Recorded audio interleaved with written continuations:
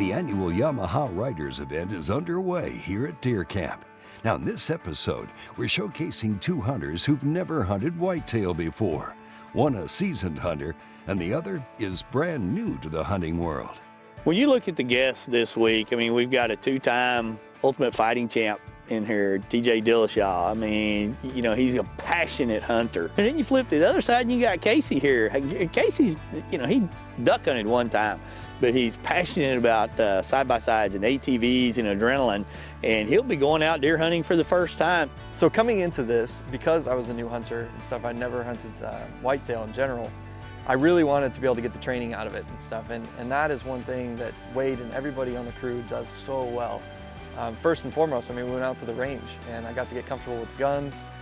That was, in my mind, it just set it up to be, I was very comfortable, I was very aware of what was going to be happening. He walked me through the whole process, which was great. So that kind of gave me the confidence to get back into the hunt, you know, and really get out there with confidence the next day. So we cruised out to, the next morning we got up and cruised out to one of the blinds in a big open field, which was awesome because we had a full view of what was around and stuff. So, you know, we got to practice a little bit. I didn't end up shooting that morning, which was fine. That really wasn't the intention to get out there and kill anything that morning. It was more just for the practice.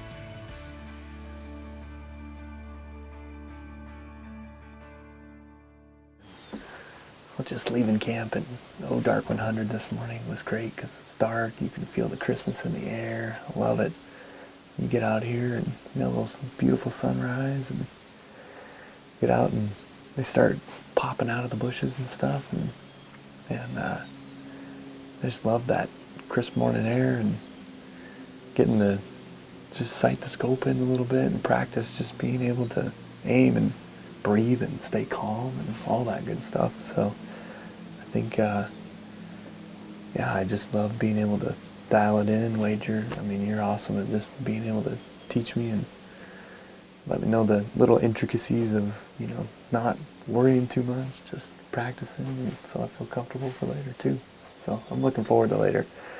The afternoon, we'll see what we can drum up in the afternoon and see, and it's going to be fun no matter what, that's for sure.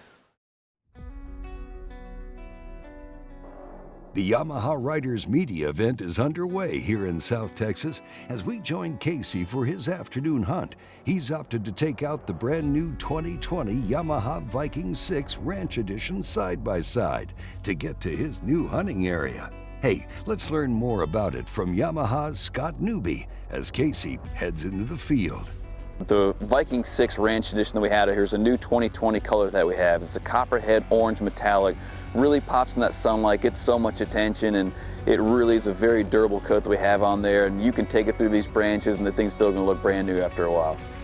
I tell you what, everyone just talking about how great that copperhead metallic was on the paint job, because it is such a phenomenal color. You get out in the sun, it really pops. But the great thing about the Viking 6 Ranch Edition, not only does it have color match seats and everything with a sun top, but you also have a lot of added features like the front brush guard, the mud flaps on the back, and just that overall professional and real kind of high quality touch to it. And the great thing about the Viking 6, this is something that Casey pointed out, is that instead of getting a bench seat where it just slides all the way across, we have individual seats for each person. Even that middle seat, the person has a little slanted back, so you're not going to be bumping elbows with the person next to you. Again, just make sure you get that smooth, comfortable ride no matter where you're going and how treacherous the terrain can get. So my normal usage is trying to blast across the desert or fly through the sand dunes. It's all about going fast and stuff and not hauling a bunch of gear or anything. Out here, being able to utilize a bed in the Viking 6 or you know, just being able to haul a lot of people, that's something I don't get to do every day. So, I mean, we have a whole crew that we're hauling in the back of these. We've got all of our gear. We've got, obviously, our guns and our ammo too. So that's been totally different, but it handles it just as well. I mean, anything that, you know, somebody has a sport side-by-side and wants to get into something like this and hunting, you can easily do that with a utility-based side-by-side. I mean, they perform very well, and it's pretty fun to drive too, even out on the trails. I was so excited for the afternoon because I kind of had that feeling that something might happen, you know, and stuff. So we load all our stuff in, get everything in there, and Wade comes over and it's like, yeah, you should, you know, set up, you know, kind of calm and everything. Everybody's super quiet and stuff, and I'm getting in there and not 10 minutes later, man, all of a sudden deer coming over. We ended up just watching, this deer came around from the back. And that was the first sign that it was big. It was an 8-point buck that came around from the back of us. And it's kind of, it was surprising at some point, but you almost had a feeling that that was kind of the one that you wanted, you know, and stuff. And so it grazed there for a while and just hung out probably for about 20, 30 minutes. We were just super patient and waiting for it to do its thing.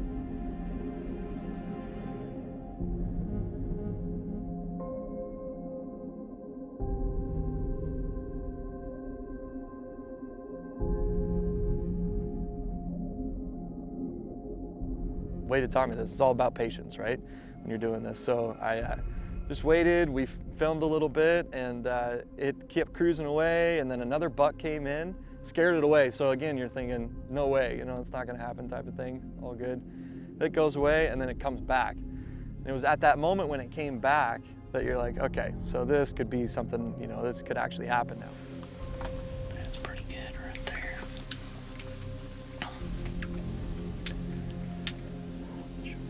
Put it in both shoulders, knock him down.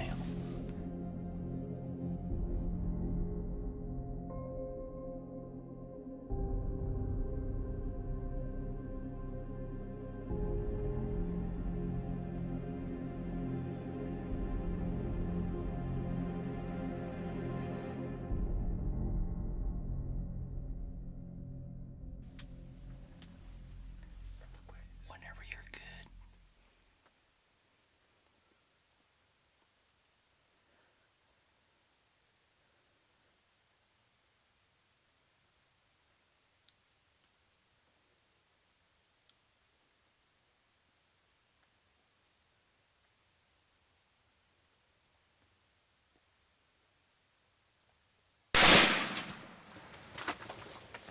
You got it.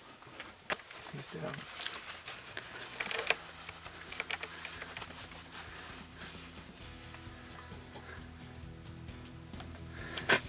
That was crazy.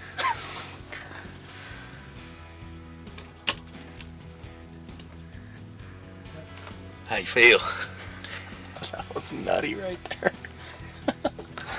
Oh my gosh. You right when you pull the trigger and you're about to? That's nuts. There were several of them out there not giving you a shot. Oh man. Walking up on him, I was walking up on him, I was excited. I think at the end of the day, like I said, it was overwhelming for the emotion and stuff. So I was really happy. Yeah, overwhelmed with joy. Still the emotions kick in, you know, to some extent because you killed your first deer and stuff. But you're also thankful for the opportunity, you know. You got to experience it at least once in your life. You know, there's something about gathering your own meat and really having that experience, that first-hand experience with an animal that, man, there's really nothing that compares to it. And you really, you should experience it once in your life. It's also a provider feeling too, you know, for your family. I mean, we get to take the meat home and really enjoy it for a long time. And I think that's one of the most satisfying things as well, is you can feed your family well and healthy and all of that good stuff. Crazy, crazy, crazy. Very cool. Oh man. That's an experience for you right there. Congratulations, Casey, on your first whitetail buck and entry into the Yamaha Whitetail Diaries.